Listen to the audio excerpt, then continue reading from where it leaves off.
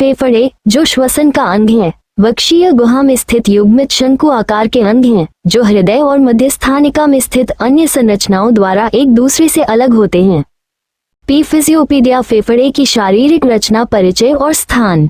फेफड़े जो श्वसन का अंग है, वक्षीय गुहा में स्थित युग्मित शंकु आकार के अंग हैं, जो हृदय और मध्यस्थानिका में स्थित अन्य संरचनाओं द्वारा एक दूसरे से अलग होते हैं।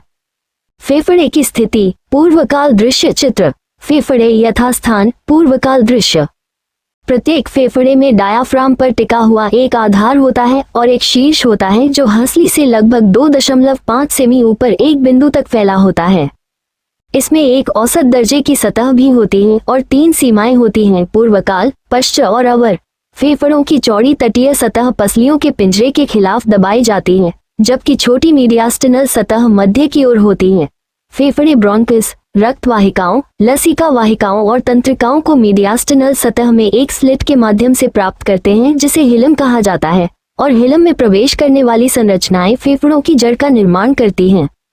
दायां फेफड़ा बड़ा होता है और बाएं फेफड़े से ज्यादा वजनदार होता है।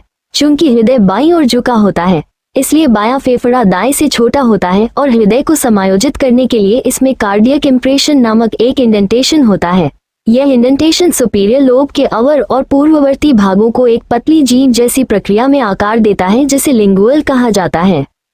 फुफ्फुस का आवरण। प्रत्येक फेफड़ा एक तरल फुफ्फुस थैली से घिरा और बंद होता है, जिसमें 2 सतत झिल्लियां होती हैं।